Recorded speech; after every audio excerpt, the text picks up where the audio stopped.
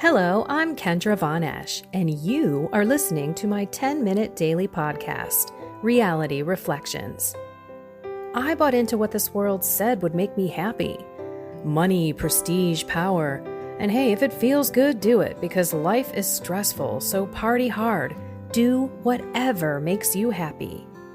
But that didn't quite work out, because I felt even more insecure, full of fear, shame, and anxiety, and never, ever good enough. Then God found me and flipped my reality upside down and transformed my life. And I want this for everyone. So I left my executive career to help others find true acceptance, supernatural peace, joy, and love that only comes from a relationship with God. Here is my reality reflection for today. Lord, listen and answer me. That sounds kind of snotty, doesn't it? Listen, answer me, come on. That's kind of my initial reaction to reading the responsorial psalm today. And then I couldn't help but hear what God really wanted to tell me, which was, it's all about your faith. All about your faith. And Lord, listen and answer me is a cry out, a plea. A plea. All right, we're going to read this gospel because I think it's really important for all of us to remember how we must approach God. The message is clear with faith. Okay, it's Mark 5:21 through 43. A little long, I'll try to read fast.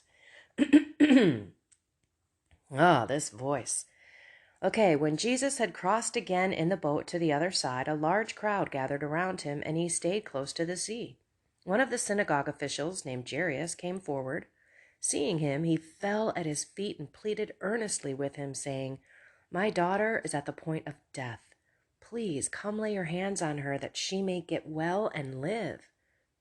He went off with him, and a large crowd followed him. And there was a woman afflicted with hemorrhages for 12 years. She had suffered greatly at the hands of many doctors and had spent all that she had had. Yet she was still not helped. She was only getting worse. She had heard about Jesus and came up behind him in the crowd and touched his cloak. She said, "If I but touch his clothes, I shall be cured." Immediately, her flow of blood dried up. She felt in her body that she was healed of her affliction. Jesus, aware at once that power had gone out from him, turned around in the crowd and asked, "Who has touched my clothes?" But the disciples said to him, "You see the crowd is pressing upon you, and yet you ask, 'Who touched me?'" And he looked around to see who had done it. The woman, realizing what had happened to her, approached in fear and trembling. She fell down before Jesus and told him the whole truth. He said to her, "Daughter, your faith has saved you. Go in peace and be cured of your affliction." While he was still speaking, people from the synagogue's official's house arrived and said, "Your daughter has died. Why trouble the teacher any longer?" Disregarding the message that was reported, Jesus said to the synagogue official, "Do not be afraid. Just have faith." He did not allow anyone to accompany him inside except Peter, James, and John, the brother of James. When they arrived at the house of the synagogue official, he caught sight of a commotion, people weeping and wailing loudly. So he went in and said to them, "Why is this commotion and weeping? The child is not dead, but asleep." And they ridiculed him. Then he put them all out. He took the child's father and mother and those who were with him and entered the room where the child was. He took the child by the hand and said to her, "Talitha koum," which means, "Little girl, I say to you, arise." The girl, a child of 12, arose immediately and walked around. At that, they were utterly astounded. He gave strict orders that no one should know this, and said that he should eat that, and said that she should be given something to eat. Whoa. Okay. Lord, listen and answer me. So you think about 12, a woman that was bleeding for 12 years, and then a little girl of 12 years old. Numbers matter in the Bible, by the way. There are 12 disciples.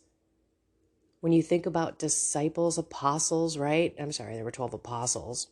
Although they were disciples, we got to give them their appropriate name. The original 12.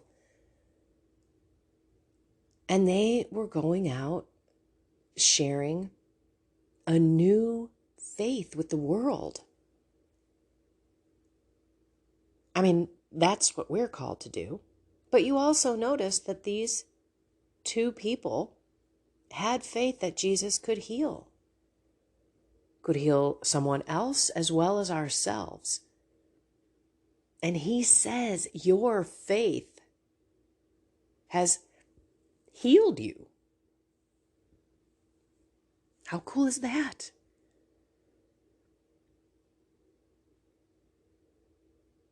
Your trust in me, Jesus is saying, healed you.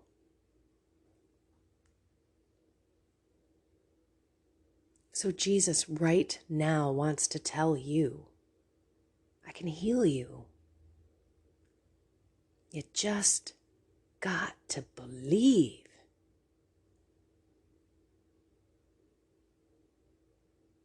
My prayers have been different because I am praying my best without doubting. And yes, you know, I didn't have the most perfect relationship with God. None of us have a perfect relationship with God, but you know, I was going through some stuff a mere month ago.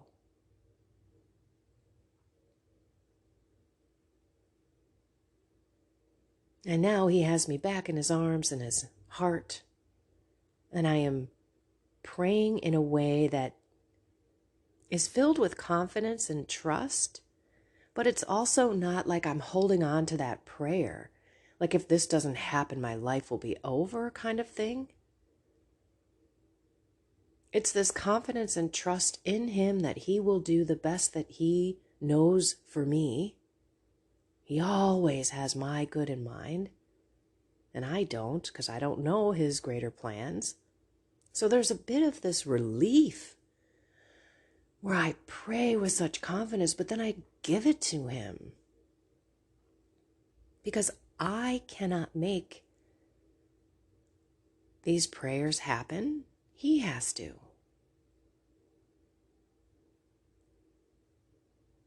Lord, listen and answer me. I mean, come on, that's what it's about. But do you feel comfortable saying that to him? Do you know him well enough where you can, I guess, call him out?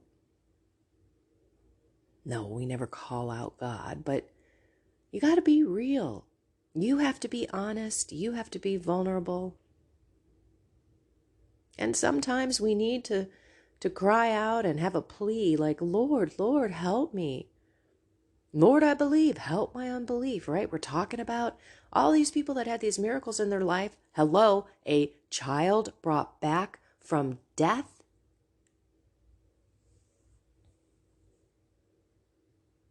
This isn't just a book of imaginary things. There are names. This was the synagogue official's child. In other cases, you actually have the name Lazarus brought back from death by Jesus, Tabitha by Peter. There's a reason there are names and genealogy and all this stuff so that people know there is fact. This stuff happened. And it didn't just happen then. There are miracles happening all over us, around us, and in our lives. You know, I have had a few. And you probably too, if you actually sat and thought about it or reflected.